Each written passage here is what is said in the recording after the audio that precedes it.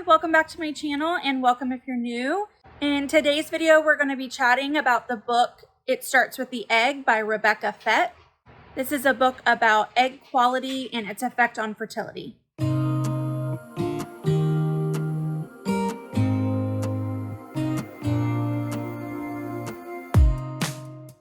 I'm going to start off by saying that I am not a doctor, and the lady who wrote the book, the author of the book, Rebecca Fett, she's also not a medical doctor. She does have a background in the medical field, but I'll explain that to you here in a second. But I just wanted to start out saying that if you do read this book, I highly recommend that you do, and I highly recommend that you read it, the whole thing.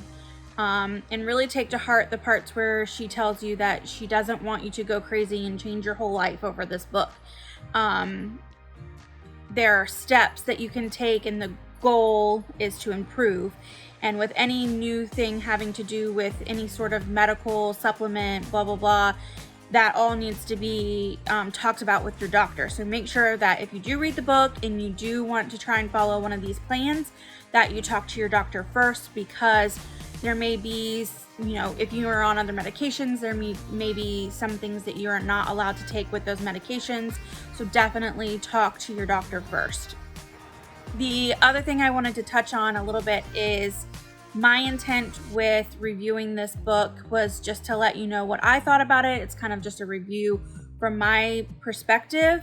And it's also, I am going to recommend certain things. And this is just a recommendation of one woman with PCOS to another woman with either PCOS or fertility issues. I'm not a doctor, and I can't say whether or not this is going to work for you or whether or not you should do it in the first place. Please talk to your doctor. So It Starts With the Egg is a book about egg quality and its effect, or the effect that your environment can have on your egg quality.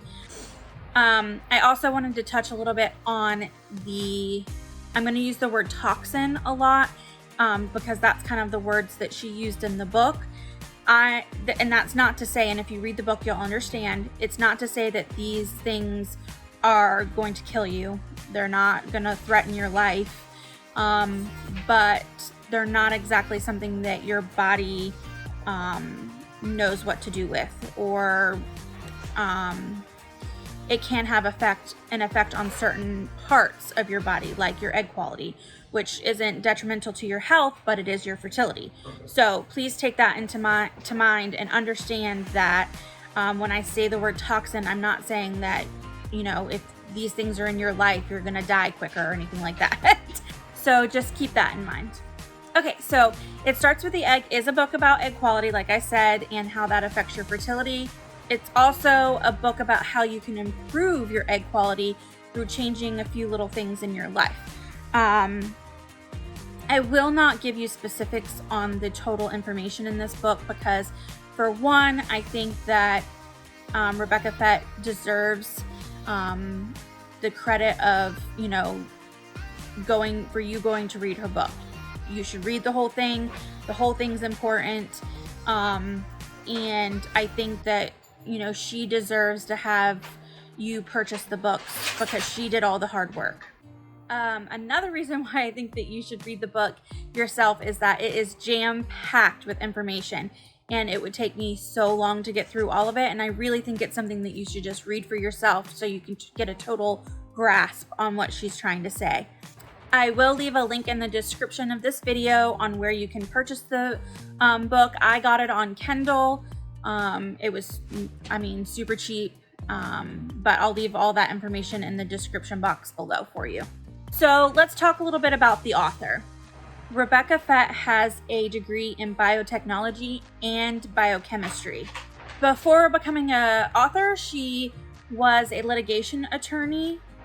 When she was an attorney, her main specialization, I guess you could say, was putting medical and scientific jargon or information into layman's terms, or terms that like a jury could understand and that sort of thing. So her main job basically was to turn this complicated intricate scientific data and translate it into something that is or could be understood by like the mass people, which is basically what she did in the book. It is something to note too that she is a former fertility patient as well.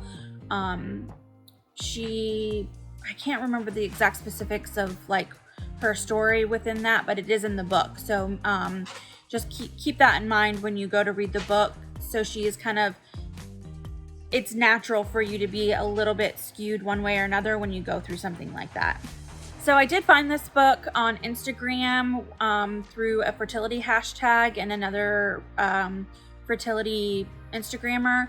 She, and I can't remember what her name is right now, but she posted a story about it, and so that's kind of where I found it. If you are not already following me on Instagram, I did kind of repost that on my story, and I do that a lot with information that I find on Instagram or online.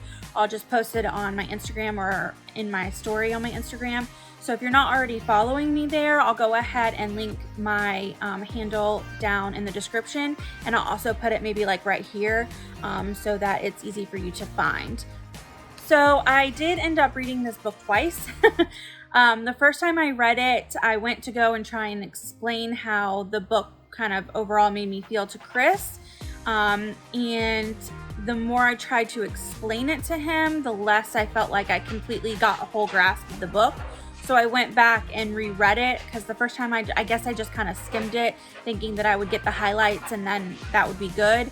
And I would understand it or be able to explain it to other people, but that was not the case. So I went back and I reread it and really kind of tried to concentrate on all the different aspects of what she was trying to get across. So I definitely highly recommend don't skim this book, really read it, sit down when you can concentrate and really read the book. So it's important to also note that all the medical and clinical sections of this book, any studies that she references, she has many references in the back of the book about where she got the information, how she got it, or, and all of that. So this gave me a good idea of the fact that, you know, she did a lot of research for this book, and she shows all that research that she does to come up with her consensus on all of these different things. So that was really important to me, being somebody who wants my information to come from like reputable sources. It also gave me a good feeling for the fact that she wasn't a natural is the only way to go type of a person. And then that's you, more power to you, but that's not me. I just like a little clinical knowledge behind something if I'm going to try it at this point. I've done the trying the natural is the only way, and it didn't work. It didn't do anything for me. I've done the fully clinical side of it with fertility treatments and medication. That hasn't worked so far, but I'm not ruling that out. There's more there to try, and we haven't even touched the surface of that kind of yet. But with reading this book, I definitely wanted to start implementing this because when you read the book, you understand that it's something that can be done by itself and in conjunction with infertility treatments and that sort of thing. So in the book, there is a ton of information, as I said before, and it's not just related to PCOS. There's information about diminished egg quality. There's information on endometriosis. There's information on miscarriages. There's also information about diminished ovarian reserve. So this isn't a book just for the PCOS. I think it very much covers many aspects of infertility and reasons why people are infertile, as well as the male side of it as well. So make sure that you're like hitting all those points in the book. So in one section of the book, she goes into how your environment can affect your egg quality. And by environment, that is like your household, the products that you use, your supplemental regimen, whether or not you're vitamin deficient and that sort of thing. One of the things that she does talk about is BPA and how that affects your egg quality and what items that you can find BPA in and how you can help reduce your exposure to BPA. I like the fact that she's very down to earth when she's talking about these things. She knows that you're not going to be able to remove every aspect of BPA in your life. It's just not possible unless you like live off the grid and that's your thing. But she even goes as far as to say in one of the sections, basically the title of the section is How to Avoid BPAs Without Becoming Paranoid. So this can tell you exactly how humorous she is and how she approaches the book. So in the BPA section, she does touch on the subject of how that affects your egg quality. And like I said, I'm not going to go into specifics. Please read the book. But she does touch on what things to kind of look at when you remove BPA items. And just a couple of them from the book were like plastic tea kettles, reusable plastic bottles, and reusable plastic food storage containers that you may like heat up in the microwave. So basically, plastic plus heat equals not a really great idea. And this is regardless of whether it says that it's BPA free, and she goes on to explain why in the book. So this is also the same when it comes to the section when she talks about phthalates. I believe that's how you pronounce it. And also, I think the section's called phthalates and toxins. And this is where she goes into the subject of how these affect your body, your egg quality, and how you can reduce these as well. Some of the everyday kind of things that she talks about are like different detergents that you have in your house, cosmetics, your soaps, your cleaning products, and that sort of thing. This section kind of really surprised me because I didn't realize how many things that I used like every day had these things in it. And she said if you just kind of reduce a couple of them, that you can improve the egg quality. You don't have to go crazy and like completely remove everything. And you can also do it little by little. It doesn't have to be an all or nothing type of thing. As you're reducing it, things will improve. So one of the last sections that I kind of want to touch on in this were the supplements. And she has different plans for different types of bodies as far as like what infertility issues you're having within your couple, the male side, the female side, and the different things on the female side, as well as if you are going through IUI or IVF, there's an extra plan for that as well.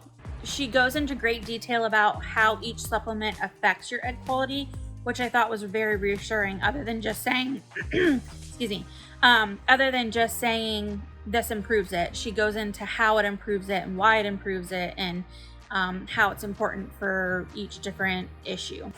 So the talk about the supplement kind of brings me to my review and like what I'm doing and that sort of thing.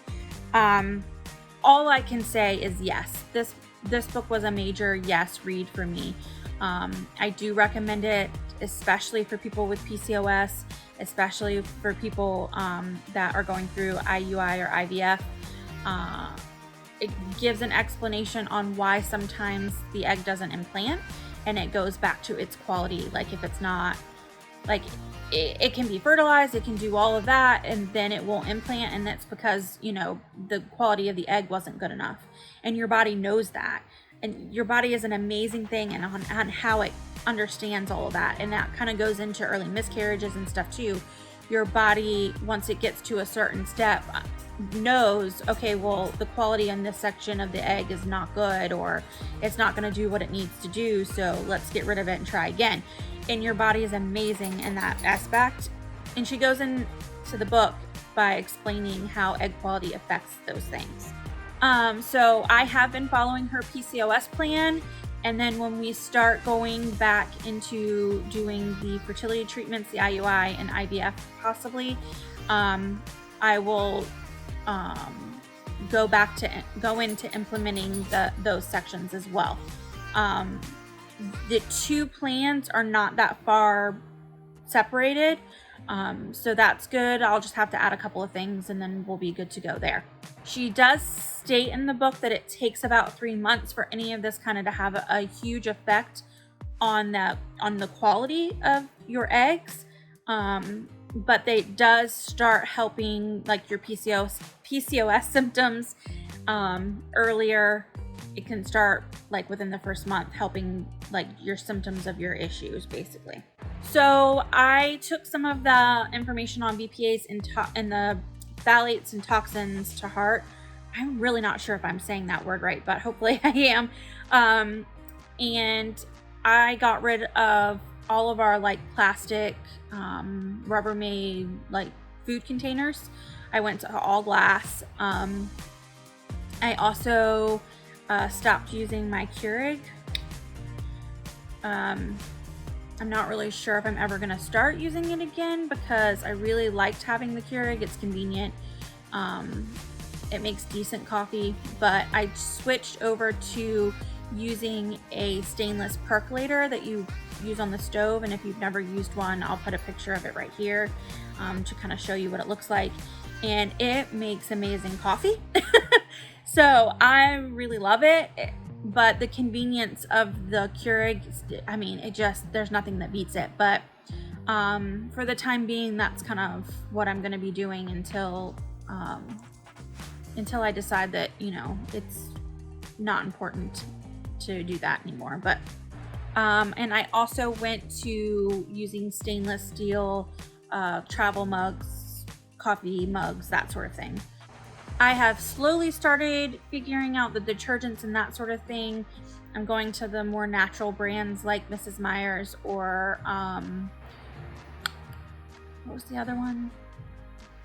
Oh, Mrs. Meyer's or Method.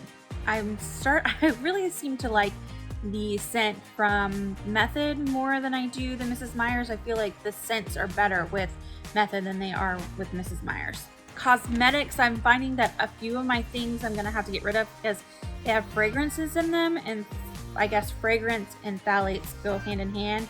You'll read more about it in the book. But I'm not just gonna like upend my whole routine over like these things. If I find something, I'll try it.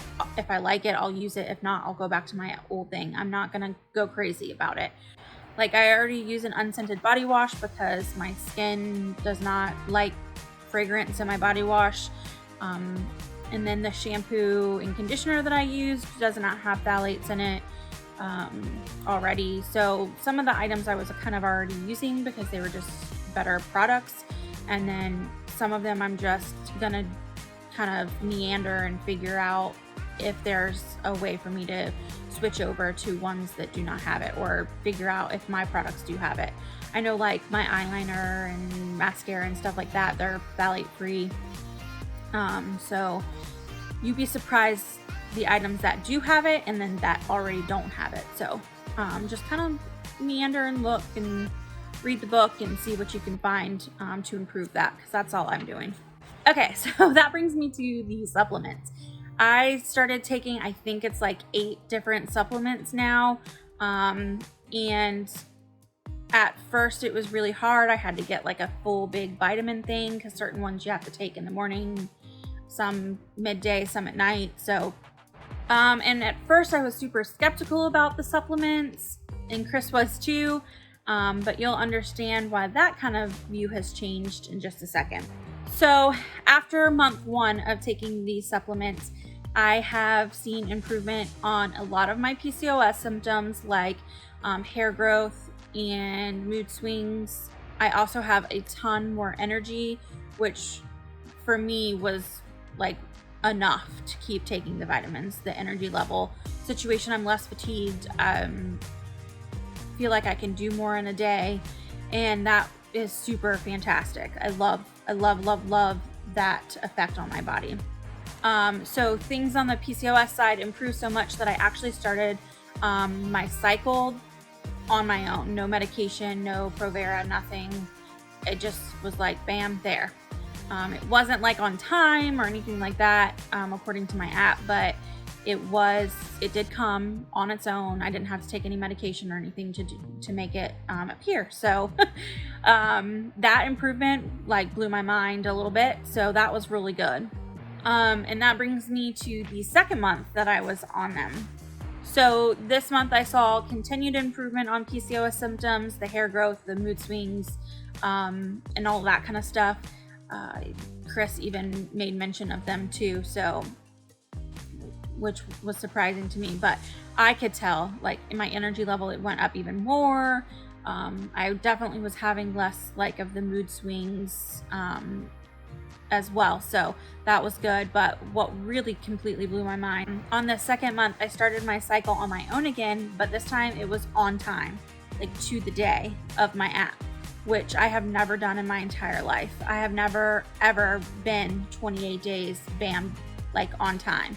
And so that completely threw me for a loop. I was like, okay, we can keep doing this. I'm good with this. Like, let's keep going. So for me, the supplements, taking the supplements and having those effects happen are like, yep, we're going to keep taking them, because regardless of what else it's doing, if it's doing this, I'm happy with it. But what pushed it even further was the fact that, so since I started my cycle on my own and on time, I'm like, you know what? I'm just gonna get some OPKs, and if you don't know what that is, it's ovulation predictor kits. And I just got some OPKs and was like, we'll try it. We'll see. What harm could it do? I got negative after negative after negative, and then one day, boom, popped a positive. And I have never, ever in my life gotten a positive OPK. Never. All this time we've been trying, even with medications and everything, I've never gotten a positive OPK. I'm trying to think, no. So that was super, I was a loss for words, basically, because I just didn't know how to react to that.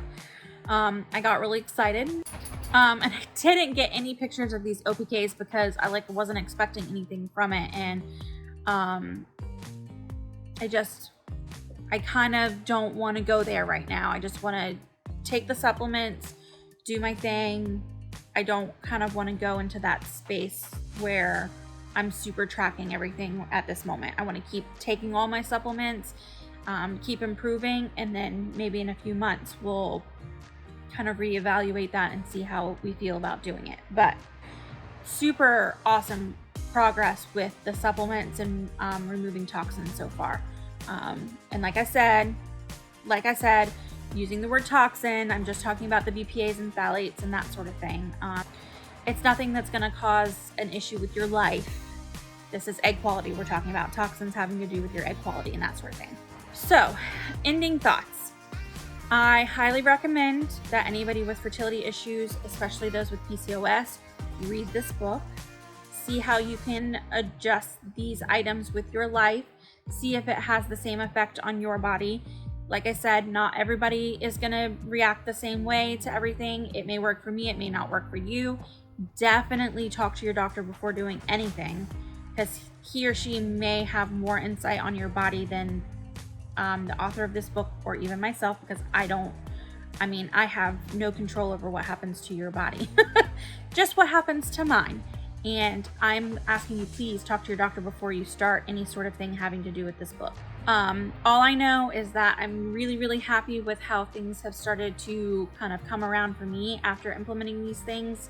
And I highly recommend that you do read the book and you do bring it to your doctor.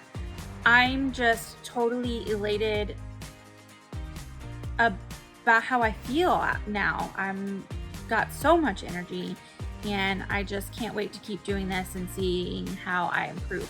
So that's it for this video. I hope it was informative and helpful, and I hope that you enjoyed it. If you have already read this book, please leave me a comment down below letting me know what you got from the book, and if these supplements and doing any of these things has helped your symptoms or helped your fertility. And leave a comment down below if you haven't tried it, or if you haven't read it but you're going to after seeing this video. Please give the video a thumbs up if you did enjoy it. It helps me out with the whole YouTube algorithm thing, and it lets me know if you like this content and if I should continue to do this type of thing. Please hit the subscribe button. It's completely free to you, and then the notification bell. That'll give you updates or notifications on when I upload my next video. And that is all for me today. So we'll see you in the next one. Bye.